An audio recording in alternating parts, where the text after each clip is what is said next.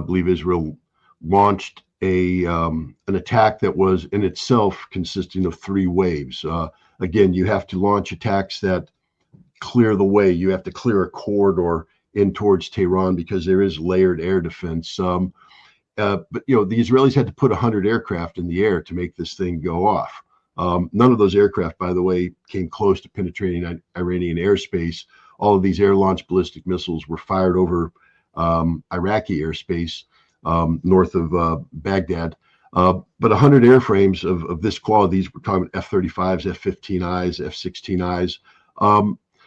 That's it. That's the bulk of Israel's strike package right there. So there's not like there's a whole bunch of waves lining up to go on.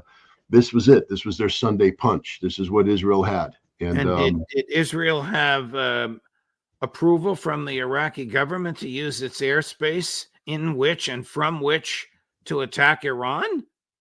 Absolutely not. But even more curious is the question, did Israel have permission to use Jordanian airspace? Because the Israelis flew in the past to launch the last strike in April 19th.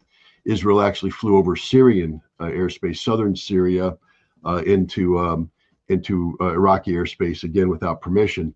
But the Russians have their enhanced detection techniques in Syria, and so to avoid being detected by the Russians, who then would tip off the Iranians, the Israelis flew over Jordanian territory at very low level. That's not something they could have done without permission of the Jordanian Air Force. So they had permission of the Jordanian government to launch a strike against Iran, and that's going to be embarrassing for the Jordanians going forward. Did the IDF suffer some serious setbacks in southern Lebanon in the past several days?